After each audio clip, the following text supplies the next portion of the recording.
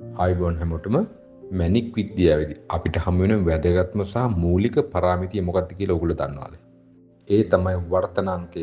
එහෙම නැත්නම් රිෆ්‍රැක්ටිව් ඉන්ඩෙක්ස් අපි කතා කරනවා RI කියලා.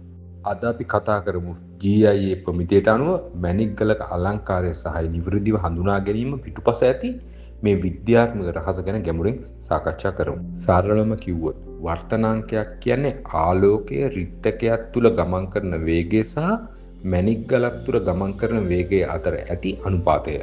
ආලෝකයේ වාතයේ ඉඳන් මැණික් ගලක් වගේ ඝන මාධ්‍යයක් ඇතුල් වෙද්දී එහි වේගය අඩාල වෙනවා. මෙන්න මේ වේගය අඩුවීම නිසා ආලෝකය කියන නැම්මකට ලක් වෙනවා. අපි මේකට කියනවා වර්තනය. එහෙම නැත්නම් රිෆ්ලෙක්ෂන් කියලා. උදාහරණයක් විදිහට අපි ගත්තොත් දියමන්තික වර්තනාංකය 2.42ක්. ඒ කියන්නේ දියමන්තිය ඇතුළේදී ආලෝකය ගමන් කරන්නේ වාතයට වඩා 2.42ක් ගුණයකින් හිමි. අපිට මේ RI එක එහෙම නැත්නම් රිෆ්‍රැක්ටිව් ඉන්ඩෙක්ස් එක අපිට වැදගත් වෙන්නේ. ජෙමොලොජි කරන දරුවෙක්ට සහ වෙලෙන්දෙකුට RI වැදගත් වෙන ප්‍රධාන හේතු තුනක් තියෙනවා. පළවෙනි සාධකය අපි අරගෙන බලමු මැණිකක් හඳුනා ගැනීම. සෑම මැණික් වර්ගයකටම ආවේනික RI අගයක් තියෙනවා. රිෆ්‍රැක්ටිව් මීටරයක් පාවිච්චි කරලා මේ අගේ මැනීමෙන් අපිට පුළුවන් ගල මොකක්ද කියලා සැකයකින් තොරව හඳුනා ගන්න. දෙවෙනි එක දීප්තිය සහ කපා උපදැමීම. සර්කන් හෝ ඩයමන්ඩ් වගේ ඉහළ RI අගයක් තියෙන ගල්වල ආලෝකය ගොඩක් නැමෙනවා. ගලක් නියමිත ප්‍රමාණයට අපි නැත්තම් කතා කරන ප්‍රොපෝර්ෂන් කැපුව විට මේ ආලෝකයේ ගල ඇතුළම පරාවර්තනය වෙලා නැවත අපේ ඇසට පේනවා.